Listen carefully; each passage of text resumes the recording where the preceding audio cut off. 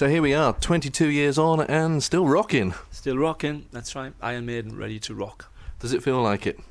Yeah, it always feels like it. I think we're essentially a live band anyhow, so it's always everything else is peripheral. What we do really is play live. So we do an album, we get ready, we go out, we're going to play a little bit of football with a few people in Europe, and then we're going to go out and play another live tour, which should take us right through till Christmas next year. You mentioned football. This album actually seems an excuse to actually go and play football. The album's kind of second. I think it is to Steve, but no, in reality, it's kind of linked in with the World Cup and everything. We thought it would be a great idea to actually go out and just, instead of having a party in London and bringing everyone to see us, we thought we'd go and see them, play a football game with them, possibly have a little drink afterwards. And, it's a way of getting around Europe and saying this is our album, it's coming out, and it's all part of the fun. So how important is football to the group? We're not fanatical. I think Steve likes it a lot. I play a little bit. We've all played it various times, but we're not as fanatical about it as we used to be. But the band has been known over the years to play football in the various countries that we've visited. So we've played all over the world in some amazing stadiums, I must say. It's quite a novel idea. Normally Iron Maiden have a big launch party for the album, so this time you're going around Europe with a football side playing mixtures of international press and players in their countries. What a great idea. When they come up to it, I thought, yeah, wow, what a great idea, because it means instead of us all having a big party, a huge, humongous party that we do every year and collapse and take 3 days to recover from afterwards, we can go out and just travel around Europe and all the major cities, really, play football, have a little party afterwards where we can recover the day after and go out and play football with everybody. And it should be incredible. We're going to bring a couple of ex-England internationals with us. Basically because we're crap, so we need somebody in the team who can play, and it's going to be great fun. I think it's a really good way of stirring up support for the album as well, which would be good.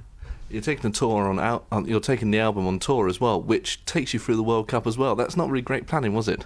No, yeah, we wanted to be in France for the World Cup, but it couldn't be done. No, I think, but we keep up with it. We keep up with the World Cup. So why such a? The album's called Virtual 11. Yeah. Or was it X? I don't know. X1, whichever one. It's 11 because it's the 11th studio album, and they cover as Eddie kind of in cyberspace in Armageddon, and he's reaching forward and he's grabbing hold of this kid who has a virtual reality helmet on, and he's watching a game of football. So football's linked in there with it being World Cup, yeah. And it's kind of, we live in a virtual age now, and it's kind of Iron Maiden of the past reaching forward through the technology of what's around us and literally becoming part of the virtual age, which is the idea we're trying to get across. So how does this differ from the previous 10 studio albums? I think every album we've done is different. I think people make the mistake in criticising the band that we sound the same. Well, we do sound like Iron Maiden, there's no getting away from that. But if you go back and you listen to Somewhere in Time next to X Factor, our last album, completely different albums. X Factor is such a dark, introspective album. And if you look at Virtual 11, it's much more lighter in texture. If you listen to Killers and No Prayer for the Dying, completely different albums. Every album is different in its own. An album is, it's a statement of where you are at a point in time in your life, and I think that's exactly what it is, a statement of where the band is at that point in time. And this is where Iron Maiden are in 1998. So how do you view the album? Obviously it's fresh, and you've spent a long time on it. So how do you think it stands up with the rest of them? Do you think this is the best one? Or? Well, what I hate is when you hear musicians come on the radio and say, this is our new album, and it's the best thing we've ever done. And I hate that, because whatever you work on, you think it's the best thing you've ever done, but you've got to really leave it a year and look back and say, well, does it stand up as well as the others? And I feel in a year's time we'll look back and I think this will be a great album and it will stand up with all the others. And I feel that about everything we've done. It would be quite dishonest of me to stand here and say, we've got a new album out, buy it, it's the best thing we've ever done, because I don't think that's an honest reaction. So what I will tell you is that I think it stands up against all the other Maiden albums.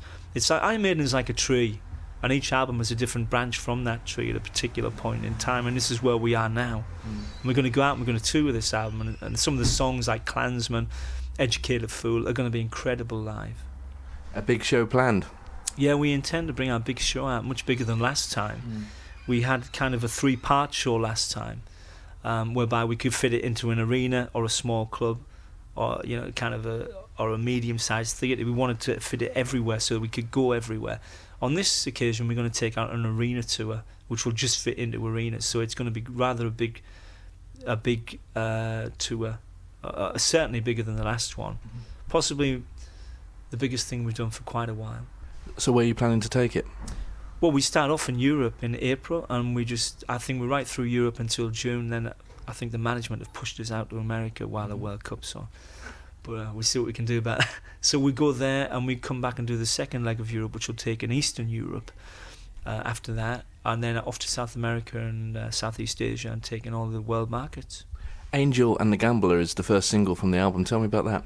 Yeah, well, what's incredible about this is we've got a video computer game coming out in September, which is called Ed Hunter, and it's basically the various Iron Maiden album covers, and you can go inside the covers and walk down the streets of the covers and go into the pub, the Ruskin Arms, or you can go down the metro and get on the tube.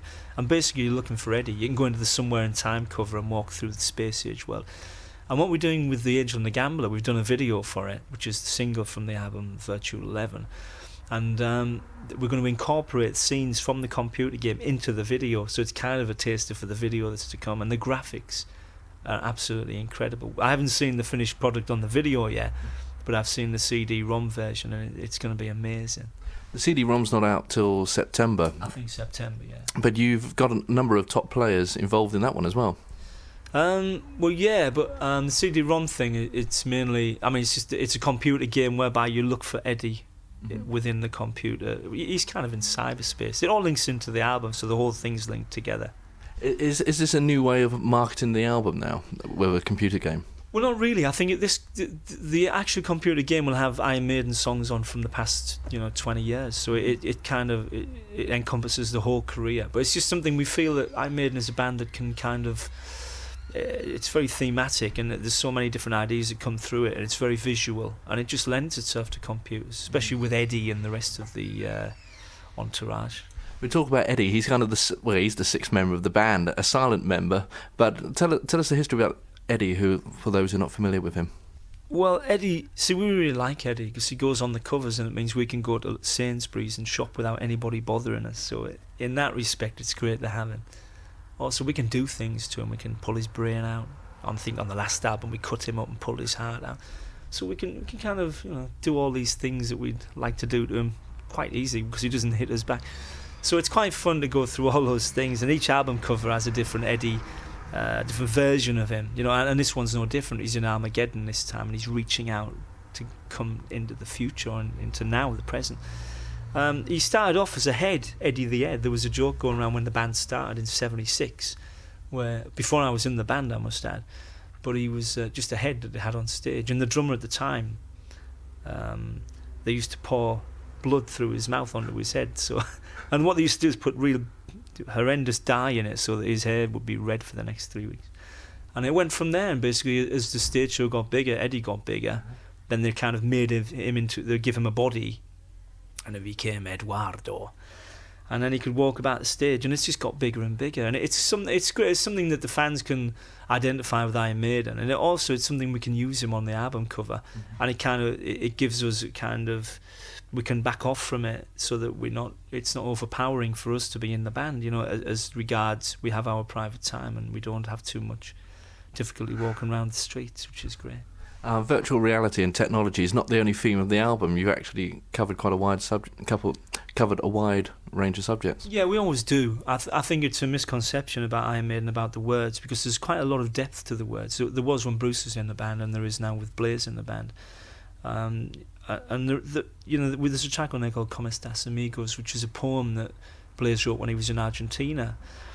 And the one thing about music is it's universal. You can go out and you can shake hands with other people who live around the world, and you can see for yourself that they're just the same as us. They might have a slightly different culture, but the bottom line is when you shake hands and you actually grab hands, it's just another person. We have the same ideals and same ideas depending on your cultures, but you have this, it's just another human being. And I think we're very lucky in music that it's got that universal aspect. You can go and stand in Red Square in Moscow and meet Russians, and you don't have to read about them in the media. You don't have to listen to what politicians say about them. You can go and meet them, and you realise that we're all basically the same. And a lot of wars and kind of political manoeuvrings that the politicians do to create tension within the confines of each country, that the political manoeuvrings, and wars, many wars are started by politicians, but they're finished by 18-year-old conscripts who have to go out and fight them. And it's just that particular song deals with that, and it deals mainly with the Falklands confrontation, and it deals not just with that really, it's about everything. And it's just a plea for a bit more common sense from the politicians, really. I mean, we're seeing it now with the problems with Iraq and whatnot, but it's something that just carries on through time. Every 20 years you look back and you see it, the whole thing rear its head again. There's just 8 tracks on the album. They're quite long. And do you see this as an album to give you a chance to be more musical?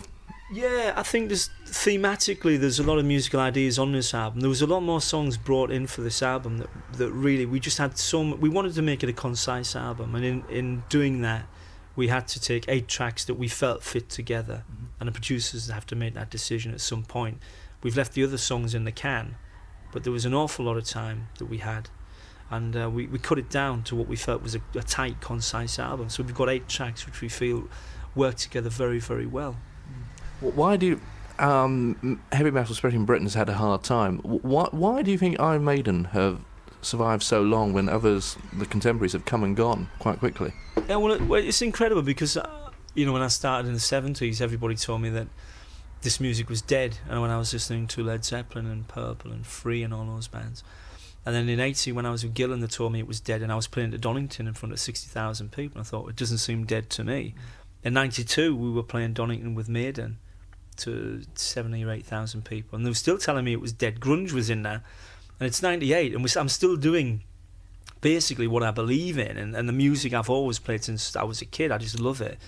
And all the way through, every year somebody's told me that hard rock or metal or whatever you want to call it is dead, and quite frankly it isn't. We've been out playing for the last 8 years or so, and it's not dead at all. There's a huge audience out there, a very loyal audience. And part of the reason, I think that there's a tendency for some bands, possibly the ones you mentioned, to jump on the bandwagons that come along to try and sell more records. We've never done that. I think Maiden have always carried on, and it's kept its integrity, and there's never been a compromise, and it's always been kind of the attitude of we're going to stick to our guns and we're going to do it regardless of what's going on around us. And I think the kids who like the music see that as a basic honesty, and there's an honesty within our music which I hope people can see in us. And I think I've seen the sniggerings, when grunge is in, or techno is in, or whatever happens to be the fad of the moment, when people go, Maiden are not cool. Well, to us, that's fine. We just do what we believe in. And then you stand or fall by what you believe in, not what other people believe in, and not by fashions. 1 minute it's a goatee beard, everyone has to have a goatee. The next minute it's a red lumberjack shirt.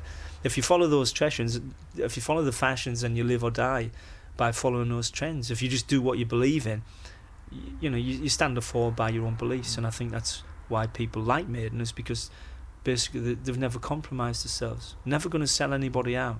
You always know what you're going to get. It's going to be hard, very hard-edged, aggressive rock music. No pun intended, but do you feel like banging your head against the wall with the attitude that is taken towards rock at the moment, or just generally as it's always happened? Not really, because I think rock, in my mind anyhow, is a cult thing, and it's always meant to be a cult thing. The minute you break through the ceiling and it becomes kind of overt as opposed to covert, it becomes much more poppy, and then it becomes popular music. And I've always liked something a little bit darker than that. And I think when I started listening to it, it was very cult oriented, the bands I like to listen to. And I think probably Iron Maiden are one of the biggest cult bands in the world, because although we're overt, people know about us. People are frightened of hard rock, and they're frightened sometimes of bands like Iron Maiden. Various radio shows, for instance, are scared. You can't do the ironing to Iron Maiden. It's scary. You can probably do it to Bon Jovi, but you couldn't do it with Iron Maiden. And that's not knocking those bands, because I think as long as you're doing what you believe in, but I think it's great whatever you do. But we just do what we do, and it feels great for me. I'm quite happy when they won't play us. I think, we must be doing something right. When they start playing us, I get worried. You've got a major fan base in South America. Why do you think there's such a following there? I think we have quite a major fan base around the world, to be honest. I think hard rock fans are very loyal if you don't sell them out, and I think we've been true to our fans. And I think, especially in South America, we've gone there and we've played there and we've had incredible gigs, and there's a tremendous loyalty there, which I think is incredible, and we're forever thankful of that. We know what they want, and we deliver what we want to play, and luckily it's what they want, because I think once you start to write music that you think the kids will like, you become a parody of yourself. So you've got to do what you believe in. Otherwise, if you just think this is what they like, then you're not doing what you believe in. You're doing something that you think they might like, and then you become a parody of what you are. So there's always that. I just think we're incredibly lucky that people like what we do, because if they didn't, we wouldn't change it. No. So do you think, you say parodies, things like Spinal Tap haven't helped what you're trying to do? Not so much no, I find that quite funny. That's hilarious, Now I'm on about bands who have a certain sound and they try to move it towards what's happening in the marketplace, and they think the fans will like a certain thing, so they try to create something for the fans. Once you start to do that, it becomes a parody of what it was meant to be, because the original reason Iron Maiden have done anything and survived this long is because they did what they believed in. The minute you change that kind of idea and you taper it to go in with the commercial aspect, you lose what the band's about. And I think a lot of bands do that, and that's why possibly they don't survive the distance. So you've got Blaze now. This is his second album as vocalist. The first album's always he's found himself. Do you think he's settled in now and he's a real part of the team? No, he was a part of the team from the minute he joined. We felt very strongly that Blaze was the right singer for the band. And I firmly believe that what people had a perception of how Blaze was going to sound on the first album. Now, they'd had 12 years of Bruce Dickinson. And I think what they felt was we'd get somebody who sounded like Bruce and we'd just carry on as was. Pardon me. But we couldn't do that. We had to find somebody with a totally different voice to Bruce. But what happened then was when people heard the album, their perception of what they thought Iron Maiden should sound like was changed, because it didn't sound like that anymore. So it was a new singer. So what people had to get their heads around was the fact that it was a new singer. And now we've done that. We've been out, we've toured the world. People know how Blaze can sing. Now we're kind of free to come out with a new album whereby people know what it's going to be Blaze singing, and they don't have this false kind of perception of it's going to be someone who sounds like Bruce. So 98, the major tour, and it sounds like a major arena show it's going to be. What can we expect in the show? Well, we're going to bring the usual massive light show, only more massive than last time, because it has to be more massive. Eduardo will be there in some shape or form. I've heard he's going to be ginormous. There'll be the Walking Eddie, hopefully. I haven't seen him yet, but he's on his way. And various other things that we can incorporate into the set, which will link into the virtual 11 album. So it's going to be quite high tech. Well, we're trying to make it so, yes. I mean, you're trying to do something different each tour to make it interesting for ourselves as well as for the people who come to see us. So yeah, we're always trying to change things and bring new things in, and we try to. So it's very important to make the colour of the set work, so the people who come to see you get the new album, but they also get to hear stuff from the past. And we've got such a long back catalogue. We try to make about 50-50 so that we can get everything in there. And you've got to make the set balance. It's got to work properly. So if we played everything, there's always somebody who moans you didn't play this song. It's impossible to be there for 2 days. But we try to pick the songs that fit and give us a lot of colour. I was going to say, there's such a back catalogue to go through, and there's the standards that people expect. So do you kind of look through the albums and dust down each time you go out some that you haven't done for a long time? And is there any of those planned this time? Yeah, we tend to. I mean, we haven't actually decided on a set yet. We want to play as many of the Virtual 11 songs that we can. But also we're aware that we've got to play a lot of the old stuff to keep everybody happy. We want everybody. We're trying to lift people out of reality. When people come to our concert, it's 2 hours of fun. That's what it's meant to be. We're trying to get something across, and it's like, join us and we'll have an incredible time. And so you can't just play new stuff to people. You've got to give them more stuff too. So we go through the albums and we try to play something off every album and hopefully hit the mark. But there's always something that you didn't play that everybody wants, So finally, on the new album, the one track that you can really sit back and say, yes, that's the one that really does it. It's got to be. I think I'd pick Klansman because I think it crystallises everything that Iron Maiden's about. It's got there's an imagery in there that I think with Maiden we can write about anything, and it's not just a love song or there's political stuff in there. They can write about a book, a poem. It can be about anything. This one's really about freedom. And alright, it's about Klansmen back in the Middle Ages, but it's about people's fight for freedom, and it's got an ethereal beginning and it builds up to a really hard-edged Iron Maiden classic, I think. Great stuff. Thanks for the time. Thank you very much.